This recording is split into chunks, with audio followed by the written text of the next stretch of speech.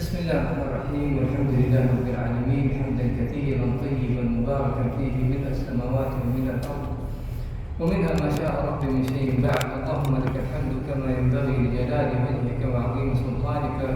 لك الحمد يا مولانا حتى ترضى، ولك الحمد على الرضا، ولك الحمد من بعد الرضا.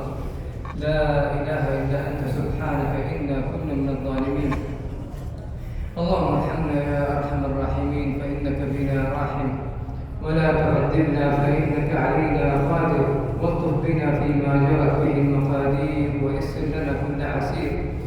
يا غنيا عن التفسير، يا من عليه العسير يسير، دبر لنا مولانا فإنا لا نحسن تدبير، إنك على كل شيء قدير وبالإجابة جدير. أما بعد، فما زلنا مع موسى عليه الصلاة والسلام ويوشع فتاه وخادمه، وقد ذهبا في طلب العلم في رحلة، حينما قال موسى لا أعلم أن في الأرض، حينما سئل من بني إسرائيل أيوجد من هو أعلم منك؟ قال لا أعلم أحدا. فقال له ربه بلى، يوجد من هو أعلم منك، اذهب إليه. فأمر الله سبحانه وتعالى وجعل له علامة حينما يلتقي به، وهي أنه يفتقد الحوت. تلك هي العلامة التي سيرى فيها موسى عليه السلام الخضر عليه السلام.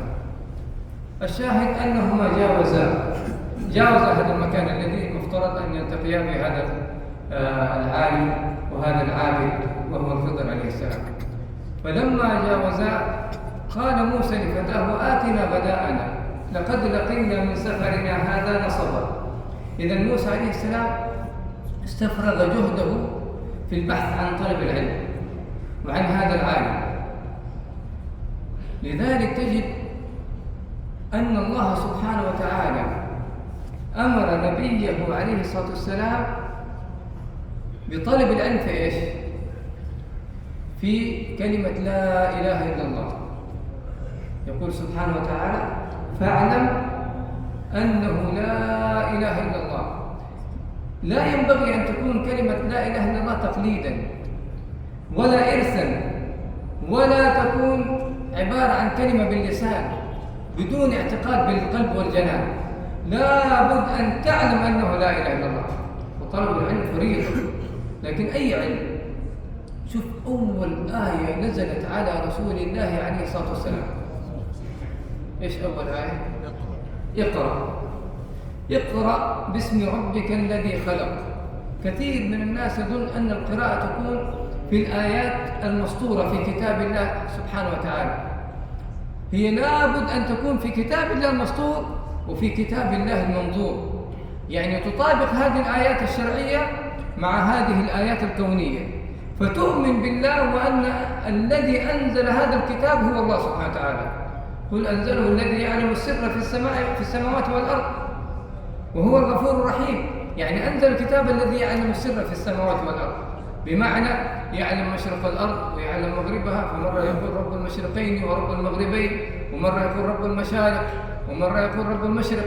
كل هذا له آية وله دلالة في الكون تدل على أن منزل هذا الكتاب هو الله سبحانه وتعالى الذي خلق هذه الأرض وهذه السماوات. وإلا كل واحد يدعي. إن لم ننظر في وجدنا سيارة فخمة قيمتها 10 مليون ريال واقفة عند الباب، فكلنا ادعينا دعوة أن هذه السيارة ملك لنا. كل واحد يقول هذه تبعي. طيب إيش اللي يثبت؟ إيش الدليل؟ هي سيارة مين؟ فين البينة؟ أليست البينة على من ادعى؟ فيجي واحد يقول هذه استمارة السيارة، هذه السيارة ملكي، خلاص انتهى الموضوع. فيوجد إنسان يعبد بقرة يقول هذه هي الإله، ويوجد إنسان يعبد الشمس ويقول هذه هي الإله، ويوجد إنسان يعبد عيسى ويقول هذا هو الإله. كيف نعرف؟ لأنه بعض الناس يقول لك يا عمي لا تناقشه، زي ما أنت تعتقد أنه هذا إلهك هو يعتقد كذا. لا، أعوذ بالله. طب أنا خلاص أجي أفتري عليك وأقول لك هذه سيارتي، تعطيني هي؟ تقول لا، تقاتلني من أجل أن تثبت أنها سيارتك، وتطلع الاستمارة وتطلع سك البيت وتقول هذا ملكي. فالملك ملك السماوات والأرض لله سبحانه وتعالى. كيف نترك هذا الأمر؟ لا بد أن يوجد عليه دلالة في الكون تبين أن منزل هذا الكتاب هو خالق السماوات والأرض. لذلك شوف اللفتات العجيبة في القرآن. متى قال الله سبحانه وتعالى إنما يخشى الله من عباده العلماء؟ فأي سورة؟ في سورة فاطر لما قال سبحانه وتعالى ألم ترى أن الله أنزل من السماء ماء فأخرجنا به ثمرات مختلفا ألوانها ومن الجبال جدد بيض وحمر وغرابيب سود. يتكلم عن آيات الكونية، ثم قال إنما يخشى الله من عباده العلماء. لما قال سبحانه وتعالى اقرأ كتاب المسطور، اقرأ باسم ربك الذي خلق.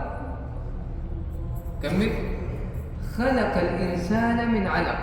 هذه آية كونية ولا آية مسطورة؟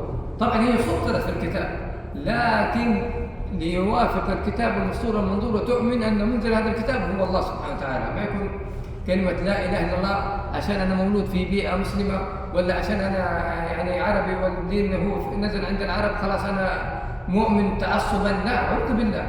هذا دين وهذا علم وهذا يقين. لذلك شوف مربوط العلم على اليقين. لكن يا جماعة الخير، العلم لا بد أن يورث أمرين اثنين. الأمر الأول معرفة الإنسان بحقيقة نفسه، والأمر الثاني معرفة الإنسان بعظمة ربه. لما أقرأ قال لي ربي اقرأ باسم ربك الذي خلق الإنسان من إيش؟ من علق. هذه العلقة قوية ولا ضعيفة؟ ضعيفة جدا. وليش يعني ذكر العلق؟ لأن العلقة هذه مسكينة تمر من قناة اسمها قناة فانور. هذه قناة ضيقة جدا، وهذه العلقة يكون فيها شعيرات ممكن إيش؟ تنسد وتغلق عليها القناة هذه.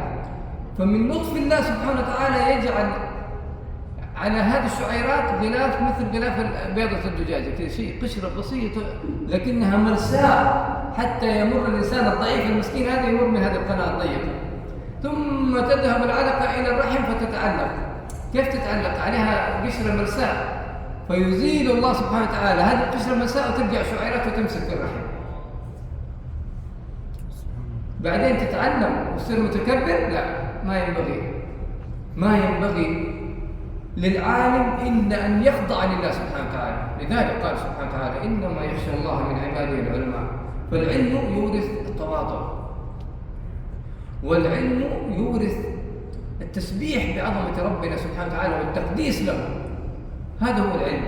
لذلك الله سبحانه وتعالى يقول واتقوا الله ويعلمكم الله. العالم لا بد أن يكون تقيا، ويقول عليه الصلاة والسلام أنا أعلمكم بالله وأنا أشد خشية له منكم. أشد خشية من الناس لله سبحانه وتعالى هو رسول الله عليه الصلاة والسلام.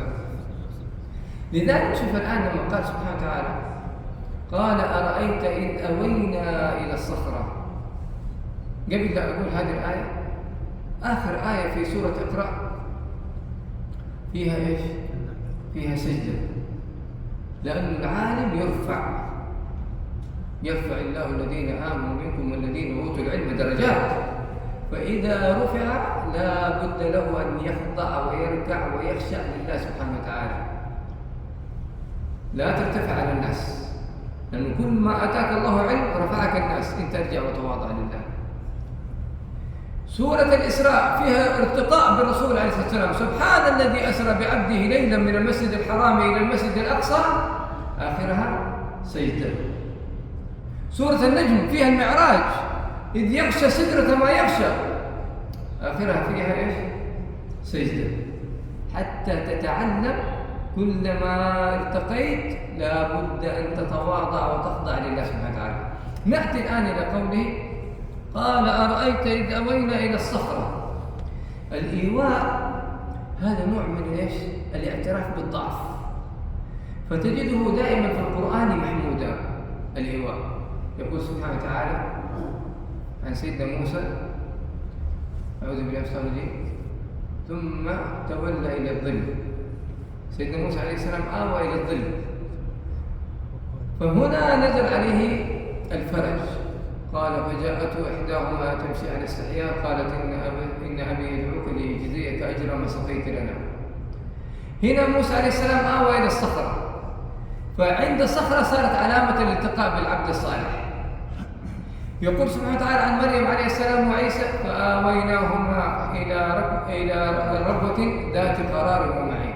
يقول عن لوط عليه السلام: لو أن لي بكم قوة أو آوي إلى ركن شديد. كل الإيواء طالما